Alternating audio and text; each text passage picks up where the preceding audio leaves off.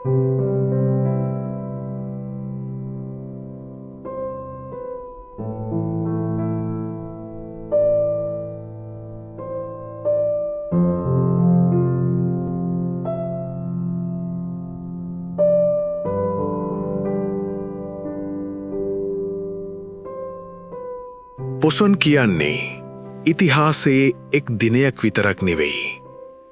ඒක අපට දැනුමේ වටිනාකමත්, කරුණාවේ බලයත්, මනුෂ්‍යත්වයේ ආලෝකයත් නැවත මතක් කරවන දිනයක්.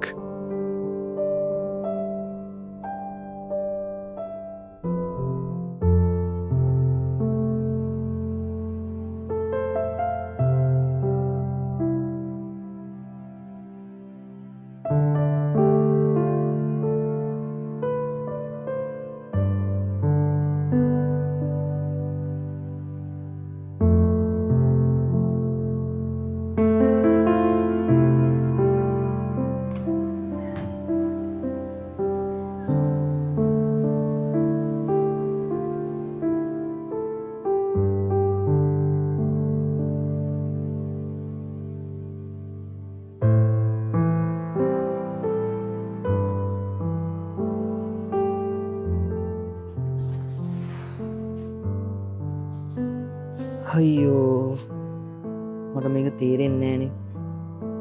කොච්චර බැලුවත් මට මේක මට හිතින්නේ නෑනේ.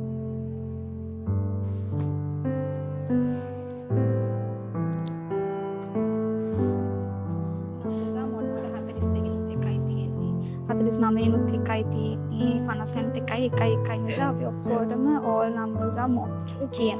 ඒනේ අන්ට අද ශාන් ටිකක් අවුලෙන් වගේ නේද?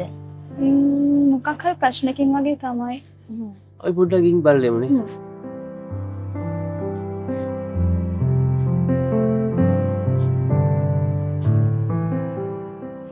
ශාන් මොකද්ද ප්‍රශ්නේ? මොකද මේ අවුලෙන් වගේ? නෑ මම මේ උදේ ඉඳන් ගානක් හදනවා. ඒ කොච්චර හදන්න try කරාම මට හදන්න බෑ. අනිත් හැමෝමත් බිසි. යාළුවට කරදර කරන්න හිතුනේ නෑ.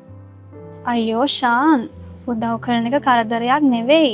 අපි හැමෝම කැම්පස් ඇවිත් තියෙන්නේ තනියම දිනන්න නෙවෙයිනේ. එකට ඉගෙනගෙන එකට ඉස්සරහට යන්න. ෂාන් ඔයා යන්කෝ අපිත් එක්ක. අපි ඔයාලට ඒ ගාන කියලා දෙන්නම්.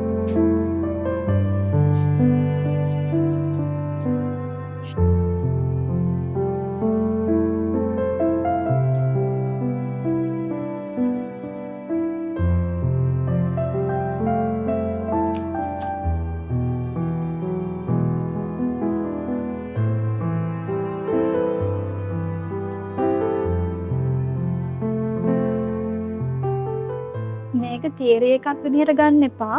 මේ එක්සාම්පල් එකෙන් අපි බලමුකෝ. ඔයාට මේ පාඩේ තේරුණා නම් එක්ස් පාඩේ easy. දැන් මට තේරෙනවා මං හිතුවේ මට විතරයි මේක අමාරු කියලා. හැමෝටම අමාරුයි තමයි.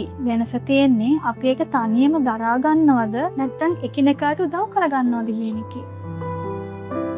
මහින්දාගමනයෙන් අපට ලැබුණේ දැනුම පමණක් නොවෙයි. කරුණාවෙන් ජීවත් වෙන්නත්, අප වටා සිටින අය තේරුම් ගන්නත්, අවශ්‍ය වෙලාවක තවත් කෙනෙකුට මඟ පෙන්වන්නත් වූ වටිනා පණිවිඩයක්. ඔයාලට ඕනනම් මේ චැප්ටර් එක මම එක්ස්ප්ලেইন කරන්නම්. මටත් අද යාළුවෙක් කියලා දුන්නා. විභාගයක් ජයග්‍රහණය කිරීම වැදගත්. නමුත් තවත් කෙනෙකුට ජයග්‍රහණය කරන්න උදව් කිරීම ඊට වඩා අර්ථවත්.